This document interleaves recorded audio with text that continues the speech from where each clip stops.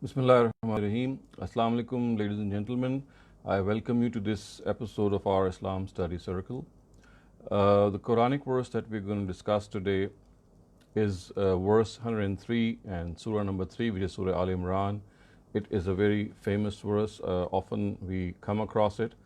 So it reads, وَاعْتَصِمُوا بِحَبْلِ اللَّهِ جَمِيعًا وَلَا تَفَرَّقُوا واذكروا نعمة الله عليكم إذ كنتم أعداء فألف بين قلوبكم فأصبحتم بنعمته إخوانا وكنتم على شفا حفرة من النار فأنقذكم منها كذلك يبين الله لكم آياته لعلكم تهتدون. And hold fast to the rope of God, and be not divided, and bear in mind God's favor on you when you were enemies of one another, and He united your hearts with His grace. You became brothers, and you stood at the very brink of an abyss of fire, and He saved you from it. In this manner, God explains to you His revelations so that you may be guided. So, ladies and gentlemen, this is an extremely important lesson which the Quran is teaching us in this particular verse. It tells us that in spite of the fact that we can have differences of opinion, in spite of the fact that there are areas in which our intellectual approach might differ, but one thing which can really bind us is the rope of God, and that is the Quran. And it is here that the Almighty has actually counseled us and guided us that as far as the Quran is concerned, it is the rope which extends from the earth to the heaven.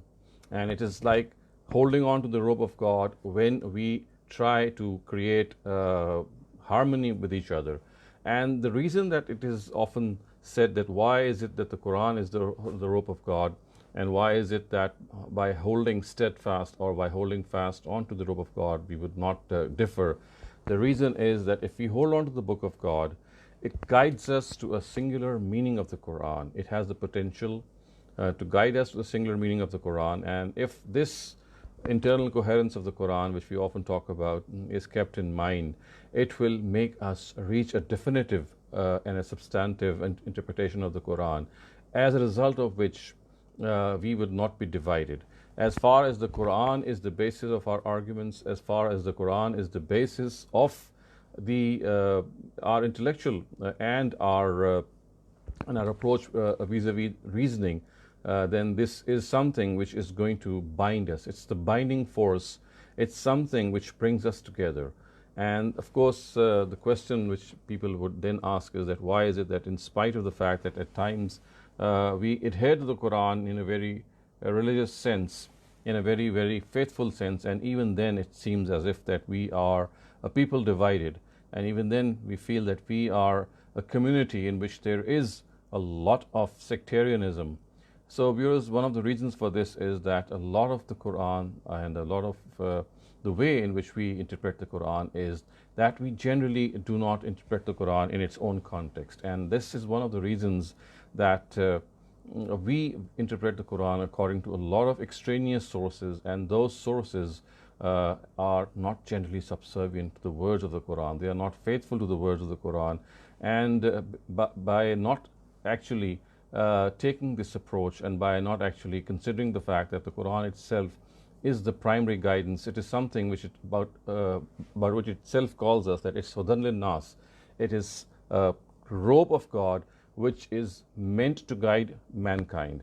And if this is so, then there is of course this direct interpretation, this direct relation that we should have with the Quran. And as far as the Quran is concerned, it is something which leads us directly to the Almighty. And all other supports or all other sources to interpret the Quran are extraneous, and they are at best useful and helpful. But as far as understanding the Quran is concerned, it has to be through its own language. It has to be through its own text and its context. And this is something which, when kept in mind, always leads us to an interpretation that we find to be intellectually convincing. And it is something which actually brought the Sahaba together. And of course, it does not mean that all of them were gathered on a single interpretation of the Quran. The fact is that intellectual reasoning was still there, intellectual differences were still there in the presence of the Prophet. Of course, they were minimized, but after his passing away, and at times even in his presence, discussion and debates went on regarding a particular meaning of a Quranic verse. But then at the same time, it was also considered that a person has to discuss and debate on the basis of the context and the internal knitting of a verse. So it is of paramount importance that we must rely on, in all issues as far as religion is concerned, on the Quran. Of course, this is something which all of us acknowledge, but then when it comes to practice, a lot of the times this principle is sacrificed. And what we have in front of us is either the statement of an Imam, or maybe something which is ascribed to the Prophet himself or to the Sahaba. And instead of discussion and debate, and instead of reasoning out what exactly is the meaning of a particular Quranic verse, we end up basically debating and at times differing vociferously with each other on the basis of the opinion of some authority that we hold dear to us. So this is where the Quran steps in. It is here that it tells us that we have to hold on fast to the rope of God. It is the rope of God which is going to make us come closer to each other. It's a bond between all of us. It brings us together, and it has the potential of actually resolving all the intellectual differences that we have vis-a-vis religion. And in spite of that, there could be instances that these differences are not resolved. Even then, we have to give this benefit of the doubt and this benefit of approach to all our brethren, that they can hold a different view about a Quranic verse at the same time, but they do acknowledge the text of the Quran to hold superiority, to hold sway in all our matters. So this is where we have to understand that the Quran is meant to rule in every sphere of religion. It is the Furqan, it is Muhaymin. We talked about this concept of Muhaymin in our last session, in which the Quran has the final say in all matters, including the previous scriptures. And as this verse is actually described and gone on to explain that people must remember that in the times of the Prophet, it was the Quran which brought about this revolution and this huge intellectual change, that people became closer to one another. Look what the verse says. It says, وَاذْكُرُوا نِعْمَةَ اللَّهِ عَلَيْكُمْ إِذْ كُنْتُمْ أَعْدَاءً فَأَلَّفَ بَيْنَ قُلُوبِكُمْ. And remember the favor of God on you when you were enemies of one another. You were stalking one another. You were differing vociferously, not only in a manner that could be handled, but it was way beyond that, and people had become enemies. Is kuntum a'da'an. And then what happened? فَأَلَّفَ بَيْنَ قُلُوبِكُمْ. That God actually brought your hearts closer together. It was because of this Quran and its guidance and the fact that it led every person to God, that people, by God's grace, became close to each other, and they became one another's brethren. And then the verse says, وَكُنْتُمْ عَلَى شَفَا حُفْرَةٍ مِّنَ النَّارِ فَأَنْقَذَكُم مِّنْهَا. That people stood at the brink of the abyss of hellfire. And this is because of the fact that they were differing one another in a manner in which it was beyond all norms of rationality and reasoning. It was basically their emotional and their tribal bias which was driving them. And hence we can clearly see that this is something which would have been potentially totally decimating for them. But then what happened was that in spite of all these things, the Quran brought them together, and in spite of the fact that they stood at the abyss of fire, it was still the Quran who saved the day for them. So it is this rope of God that actually is the means of actually resolving all religious differences. We have to grant this authority to none other than the Quran. Unfortunately, today it is really very disturbing that we find a lot of other sources stepping in as the final authority in religion. And it is here that we have to change our attitude. We have to refer to the Quran. We have to regard the Quran to be the rope of God. And at the same time, if there is this difference of interpretation, we have to think of it as an intellectual exchange between people who might differ with one another, but at the same time, they acknowledge that the rope which binds them and the thing which actually brings them together is the Word of God. So with these words, viewers, we move on to the next part of our study section, which is the Hadith of the day. And this Hadith is basically a very, very friendly advice by the Prophet. It's reported by Abu Huraira, who reports from Aqra ibn Habis that أن حابس أبصر النبي صلى الله عليه وسلم يقبل الحسن فقال إن عشرة مما قبلت واحدا منهم فقال رسول الله صلى الله عليه وسلم إنه من لا يرحم لا يرحم. Abu Huraira reports that Al-Aqra ibn Habis saw the Prophet kissing his grandson Al-Hasan, of course, he is the son of Ali and Fatima. Whereupon Aqra said, I have 10 children, I have never kissed any of them. At this, God's messenger said, he who is not affectionate to others will not be shown affection from God. So, you see, this is something which at times overtakes us as human beings, and especially people who become closer to religion.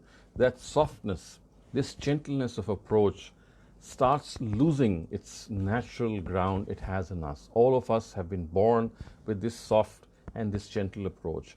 But sometimes when we become too religious minded, too godly for my say, we lose this human touch. We become people as if we are not speaking out of emotions, we are not speaking out of compassion, but it is as if we are mechanically controlled, and we find that if this affection is shown, if this softness is shown, it perhaps would drive us away from religion, whereas this is not the case. And at this, in this particular hadith, you can see there is a particular Sahabi who, when he saw the Prophet kissing Hazrat Hassan, he was very surprised, and he said that how can a religious person kiss even a child? And he thereupon remarked that I have 10 children and I have never kissed any of them. And look what the Prophet said. He said that this cuddling and this huddling and this kissing one another is a sign of affection. It's a sign of mercy. And then what he said is that he who is not affectionate to others, who is not gentle to others, how can he expect that God should be gentle and affectionate to him? Man la yarham la yurham. He who is not merciful should not expect mercy. And I think this is an object lesson for all religious minded people, that in spite of the fact that they become very diligent and very harsh in a lot of things, they have to realize that it is the wound of the tongue which is deeper than the wound of the sword. If they say something from their mouth, in spite of the fact that they might be very practicing Muslims, they might be very people who might be very, very godly, they would be very ritualistic in their approach, but what if this human element is missing? Then there's something seriously wrong. So this human element has to be there. This human element tells us that we as individuals have this special feeling for others of our own brethren. And if we have an agenda, if we have a purpose in life, and we wish that purpose in life to be achieved, and at the same time we also would like other people to participate in that agenda, it has to be understood that in that participation, in that particular achievement of agenda, unless we have an approach in which we accommodate other people, unless we make other people feel comfortable in our presence, and they are able to argue with us, and they are able to discuss and debate with us, we should think ourselves of failures. Because if we overbear and if we overpower other people, not through our reasoning and not through our affection, but by the word of the loud mouth, then this is something which is really, really, it really needs to be thought into. And this is something which is often the case. And you can clearly see that the Prophet is making a point here which is of utmost importance, that people who become religious minded, they lose this human touch. They somehow become too mechanical and too harsh in their approach. The Prophet wants us to be soft, to be gentle, to look at people and to give them to accommodate them, and to think that they are human beings who are struggling as we might be struggling. And therefore it is all the more important that we give this leverage, we give this latitude to our fellow beings. Viewers, we now move on to the next part of our study circle, and that is the Bible verse of the day.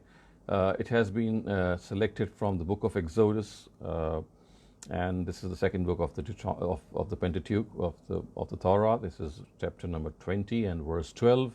It says, Give honor to your father and to your mother, so that your life may be long in the land which the Lord your God is giving you. Of course, this is something which is of very common sort of guidance that we often have in religious scriptures, that we have to show respect to our parents. Of course, this respect has to be earned by parents also, because if they impose themselves, if they start scolding their children in a very harsh way, and at times just to present their own case in a very forceful manner, they actually draw away their children from themselves. And this is something which they have to understand, that it is not going to help their cause in any way.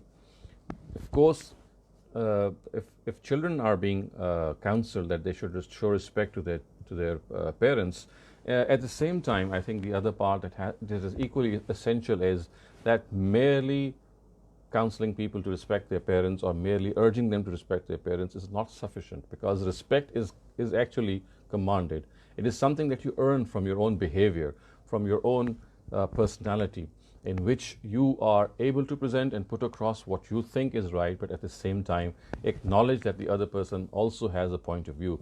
And this is especially true, viewers, because of the fact that we treat our grown-up children as if they are our toddlers or young children.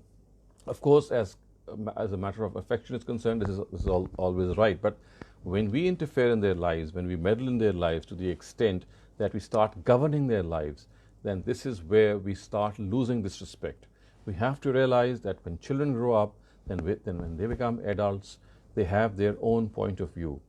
And they are supposed to have their own point of view, just as when we were growing up, we had our own point of view, and we asserted our own point of view. Of course, politeness should be always adhered to, but at the same time, as parents, we have to realize that our duty is to suggest, is to counsel, is to be compassionate and very, very sympathetic, and we have no right to impose ourselves on our younger lot.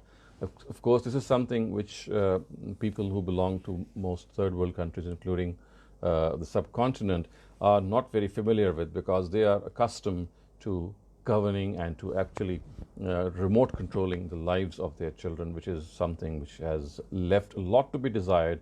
And children, they at times do pay their respects to their parents, but then this is something which they think that is it's something that they're forced to do so. But in the heart of their hearts, they are not happy because of the attitude which parents have generally adopted. Of course, there are exceptions. Of course, there are people who understand this, but then there are far and few between.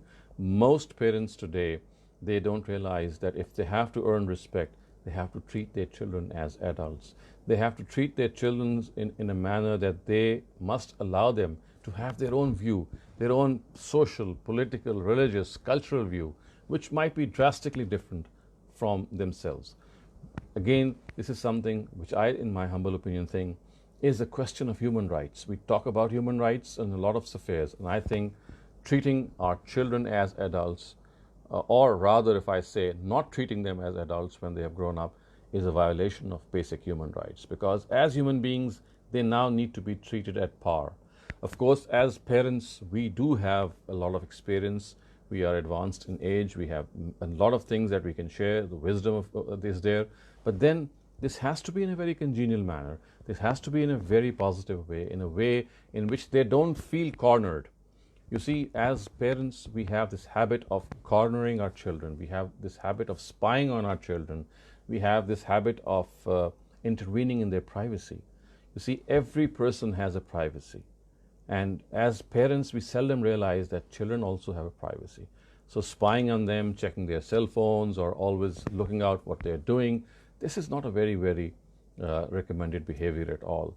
There are very subtle and very good methods of actually keeping an eye on your children. But then we have to realize that when children grow up, it's like they become like our own selves, and hence there has to be a certain amount of freedom which has to be given to them. In fact, this freedom is something which can actually bring them closer to ourselves.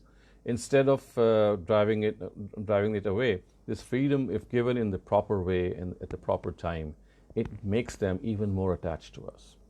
So therefore, I would give this very strong message to all parents, including myself, that if you have to earn the respect, as this beautiful narrative of Prophet Moses tells us, that you have to honor and you have to give this respect to your father and mother, it has to be something which they earn.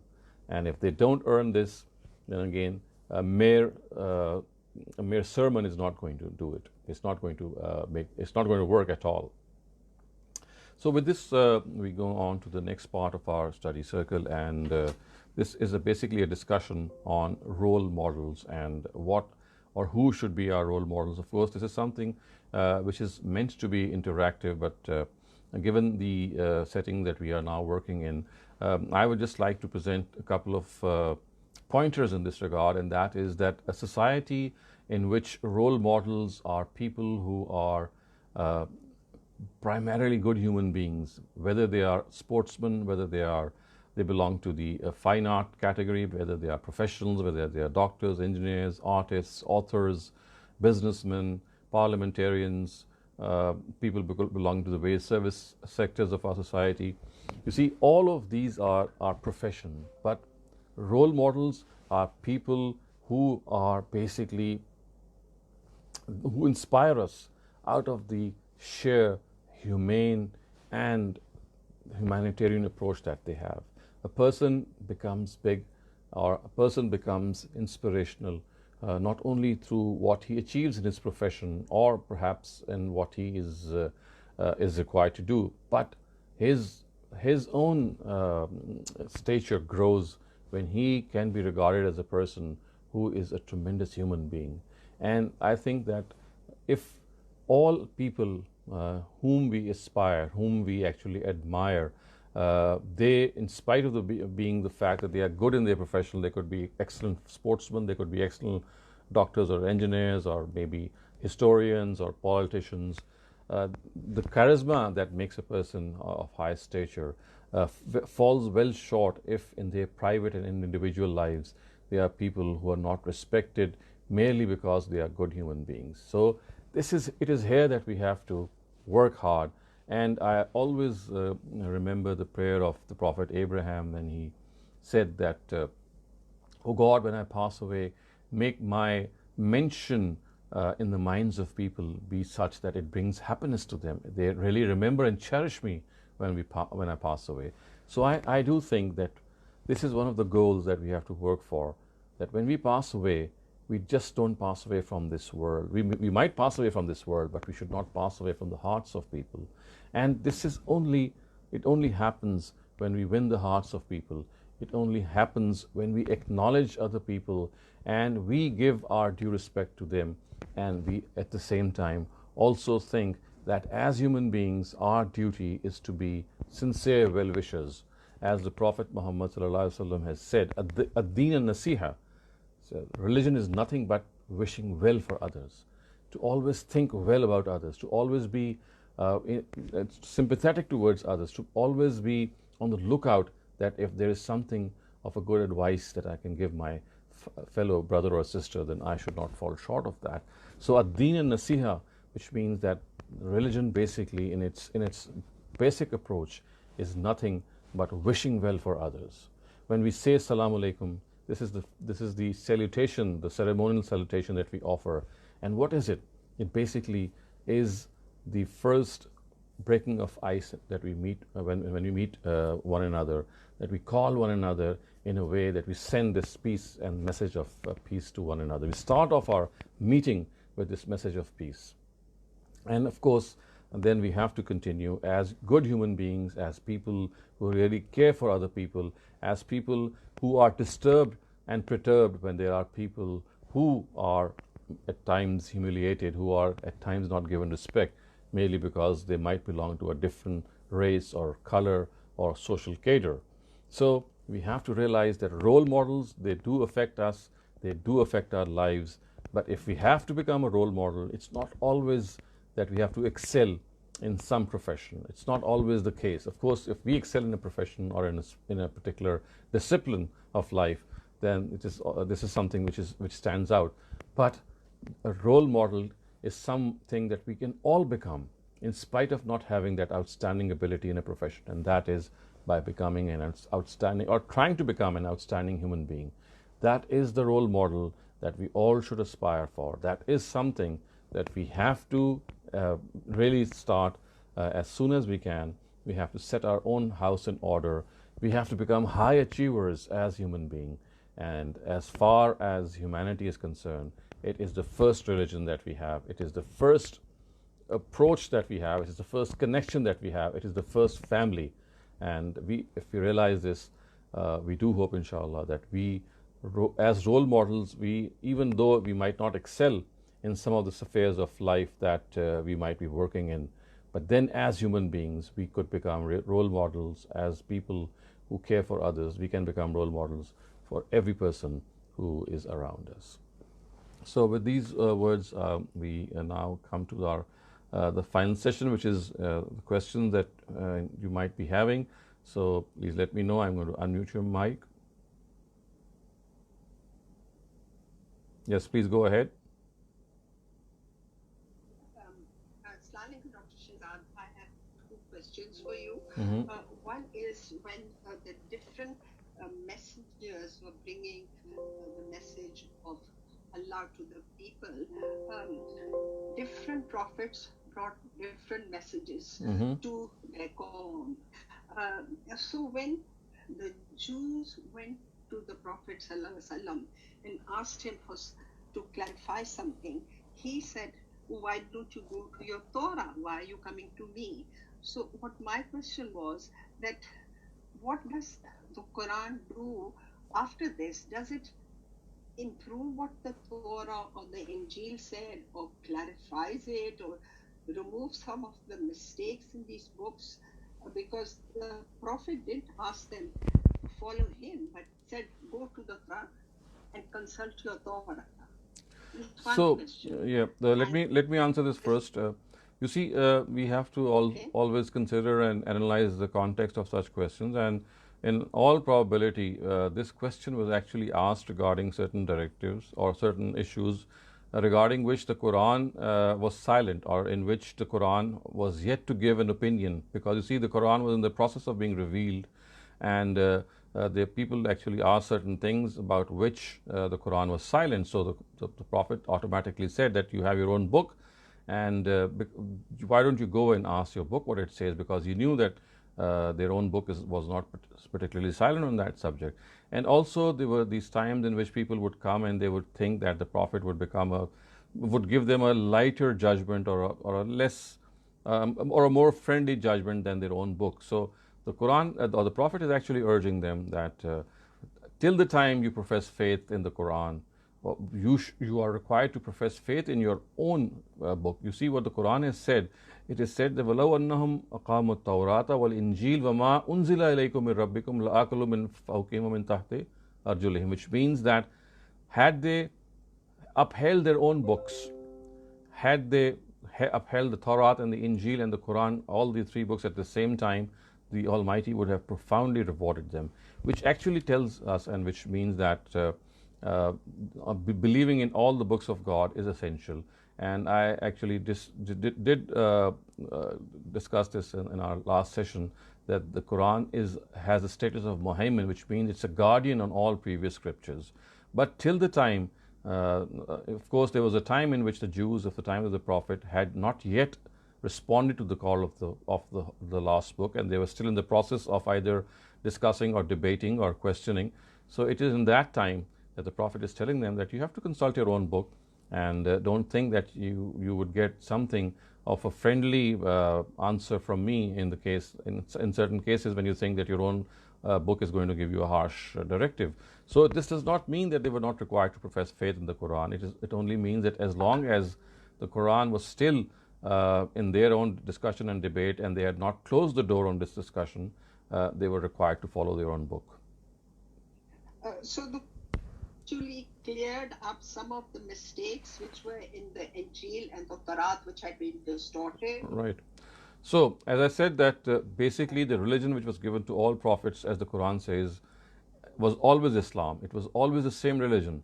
The fact is that some of the previous books got corrupted, and that too in certain areas, in certain respects, because of the fact that the originals don't survive. The original language does not survive. So what happened was that these translations at times were not accurate. At times, people's own interpretation of a certain verse, which was not existing at that time, and it was basically an interpretation of the translation itself that became part of the translation. At times, things which were of the nature of an explanation, maybe in the columns, it became part of the text. So a number of things were added wrongfully, and the Quran corrected them.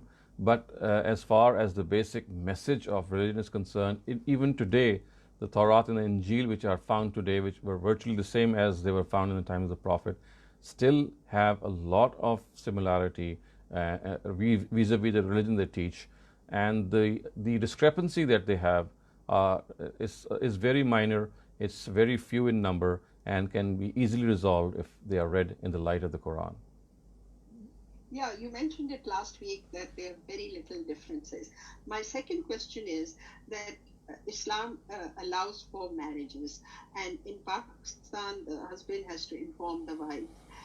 But my question is that even if he informs the wife, the four marriages were allowed under certain conditions.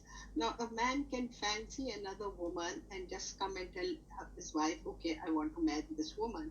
And if she gives him permission, in Pakistan, fine. Doesn't, then it's not allowed. But if he wants, he just goes and marries her. And I wanted to know, the Prophet ﷺ married so many times for certain reasons. But now I find in the subcontinent, very often, a man just says, okay, or in the Arab world, I want to bring another wife. And what does the poor wife do? She just has to suffer in silence.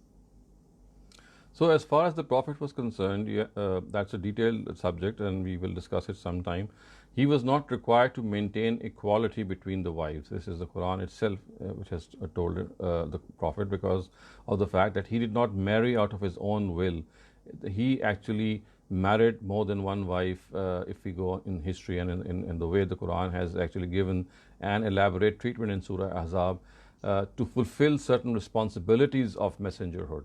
So because of the fact that he did not marry out of normal circumstances, out of the normal way that people marry, the Almighty gave him this leverage that he is not required to maintain this, and at the same time also he cannot divorce any of his wives, and he cannot also marry wives out of a certain circle which is prescribed in Surah Ahzab. As far as normal believers are concerned, or common believers are concerned, you see, this is something which the Quran has given us as a rule, that you have to be just to your wives, and only if you can show this justice to your wife are you recommended to do so. But at the same time, as you have said, that there are countries in which the permission of the first wife is essential. I think that it is something which, if the first wife is ready to entertain another visitor in her house as a second wife of her husband, so if she's willing to do that, and the husband is also able to deal justly between all the wives, I think there should not be a problem. The problem occurs when you actually don't give your first wife enough importance, or the children, and merely out of your own frenzy that you start doing something because you think that God has given you its permission, without realizing that every permission is contingent, is conditional to a lot of circumstances, which include our own sagacity and wisdom in calculating, in judging how we would be able to behave in the society that we live in, how our own personal friends and, as I said, our spouse would react. But Dr. Shehzad, I think you'll agree with me, it's humanly not possible to treat two women alike. You marry a younger woman, you might obviously feel more. See, let me just tell you that as far as treating women equally alike is not that you have the same inclination of the heart with each other. You might have more love for one spouse. That's not the issue here. The issue is, as far as their rights are concerned, they have to be equal. For example, giving time, or giving them the pocket money, or some of the other things which are your legal rights. In those particular areas, you have to treat your wives equally. But the Quran does not say that you have to love all the wives equally. And this is at one place the Quran has actually addressed this issue and said that this cannot, even if you try, you cannot do it, because your own heart is something that is not in your control. And that is an area in which justice is not required. Justice is required in the area in which you are fulfilling certain rights and obligations.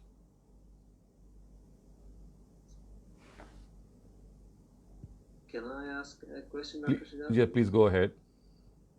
Yes, my question is about the parents and children relationship.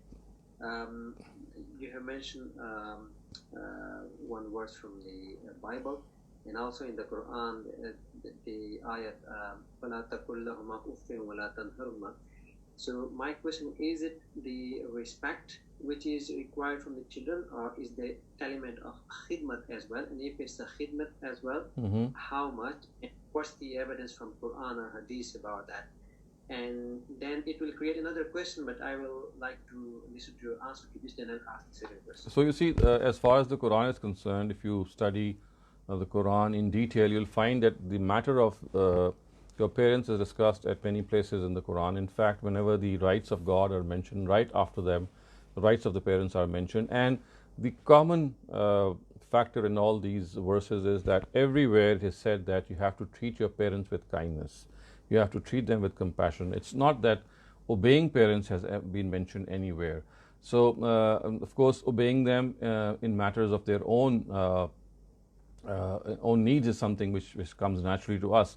But as far as obeying them simply because they have a particular opinion about your own, maybe even a spouse selection or a career selection, then it is here that the Quran is absolutely not telling us that we have to obey our parents. And as far as your second part is concerned, I think it is of equal importance to realize that as parents we have to understand that at all places the Quran tells us that this leverage that you have to give to your own children is something which you expect to your own self as well. So therefore you have to give this opportunity and this choice of freedom to your children.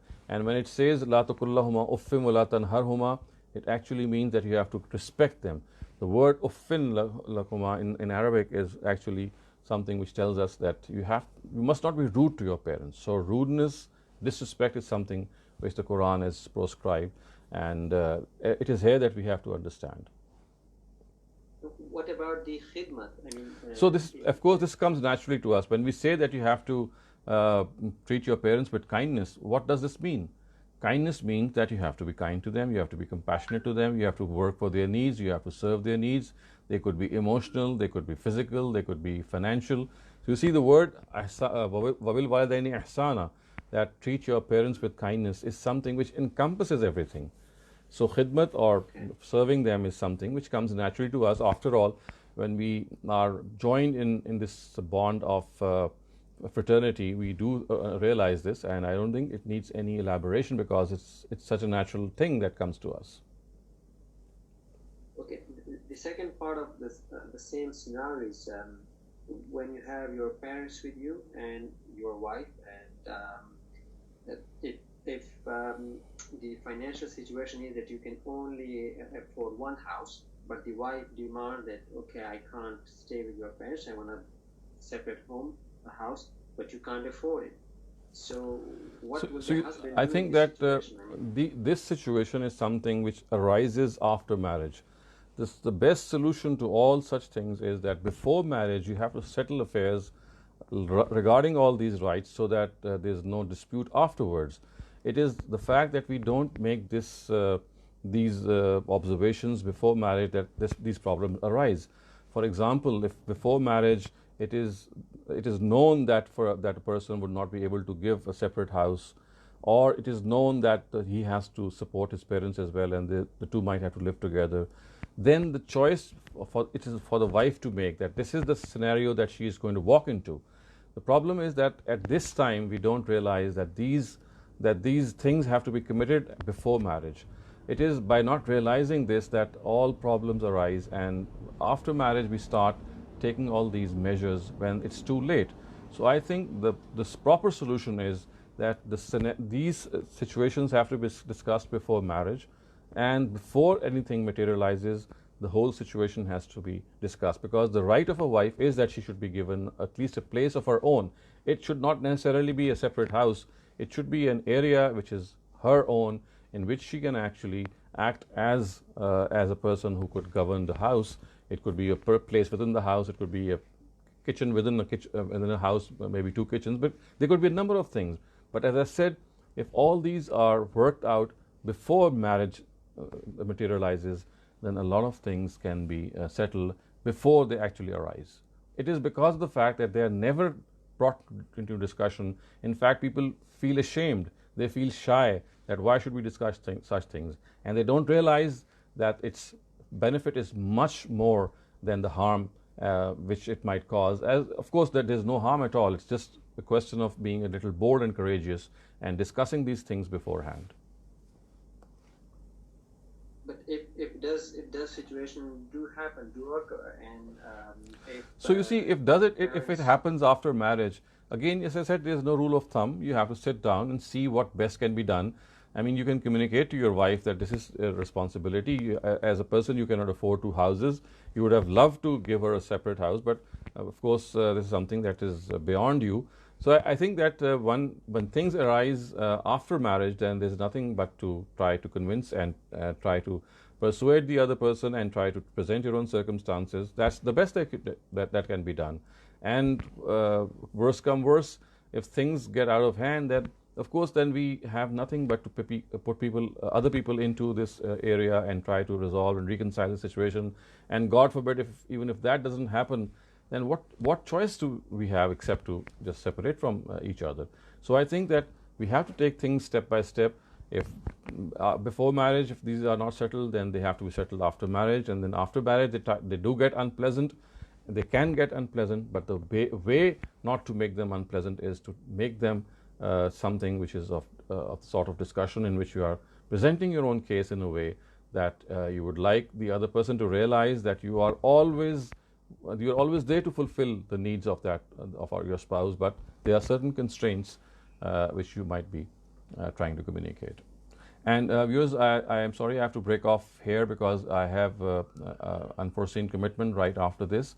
And if you have any questions, you can email them to me, or inshallah in the next session you can put them up. And I'll have to end here because of, as I said, an unforeseen commitment which has just arisen. So thank you very much, and hope to see you inshallah next Saturday at the same time. And until then, it is Khuda Hafiz.